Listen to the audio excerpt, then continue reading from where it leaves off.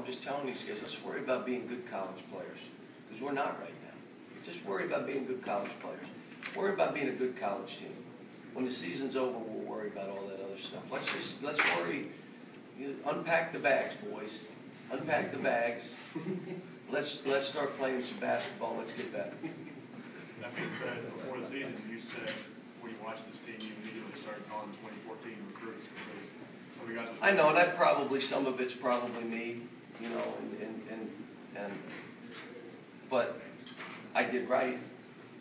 Probably just shouldn't have said anything, but I did right. It's a hard thing here to keep them in the moment.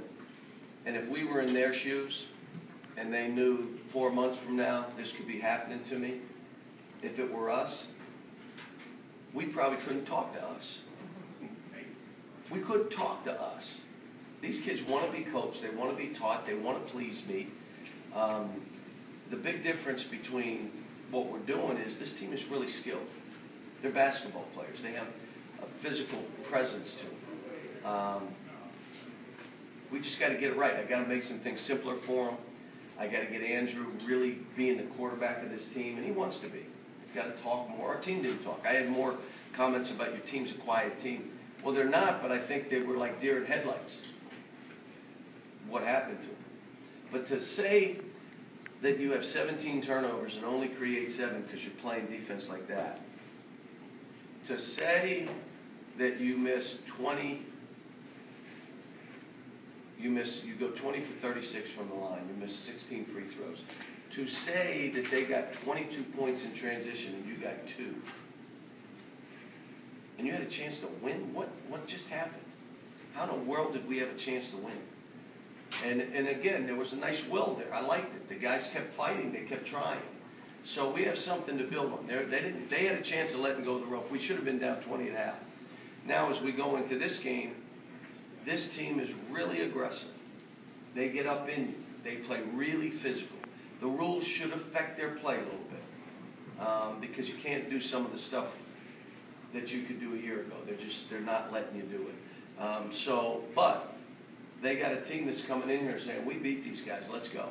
They're not afraid. And I watched their team. They're not afraid. Played Dominique in the first half. How did you think he handled that atmosphere? Played really good. He played really good. And I think I'm going to slide him into the rotation to get Andrew off the floor some.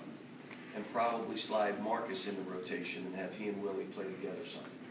So we probably played. Julius played too many minutes. He's cramping up. Andrew played too many minutes, which meant he's trying to pace himself. You can't. You just go and then sub and then go again and then sub yourself. So we're trying to, again, we're going to make adjustments the whole year. I'm still trying to figure out the team. I know we're big and I know we got pretty good play, but this is a team. It's not just a collection of players, and we got to figure out what's the best way for us to play. Now that you've signed for those 2014 guys, what do you need from the rest of that class? And what do you see?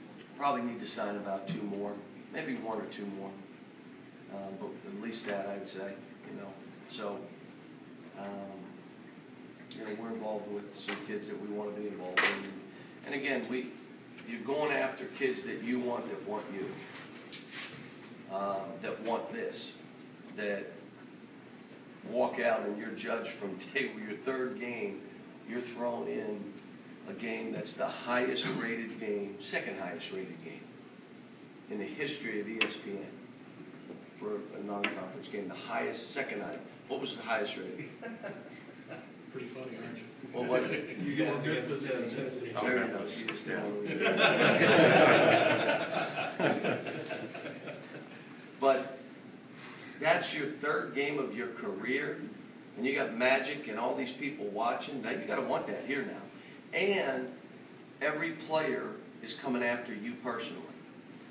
Gary Harris wanted to prove, I'm better. What do you think Applin wanted to prove? I'm better. I mean, you got to want that. If you don't want that, you don't come here. And then the other thing is that, this isn't the only place you can go and play basketball. We don't get everybody we want. Kids go other places. I think it's always been that way. But we get who we want in the end of the day. Guys that You know, the 4 that we got are all skilled, great students, really. Maybe the best students that I've recruited in all my years of coaching. But they're also really skilled players. They're really, you know, 7 foot, 6'10". I mean, they got size, and they're, you know, for us, I'm excited about it. But we got to finish the class. And the coach telling you got 4 guys and you got to finish the class, let me just say, is not normal. It's not traditional. But that's what it is here. Cal, last year you had a situation like this against Duke. It looked like they might run away from you. You sort of fight and call and have a chance. Alex plays a good game. You have a chance at the end. You kind of said, I want these guys to be happy about almost winning. Is that a difference in this year's team? This team cried. Let me just put it that way. This team cried. I mean, last year's team, you know, in that game fought like crazy and did some good things. But we were who we were. The good news is, you know, guys are a year older. Other guys have their opportunities, and this team is a totally different team. But again, whether it's a win or a loss, probably the worst thing for this team and this staff would have been coming back and winning at the buzzer. I know it would have been great for TV, and it would have been great.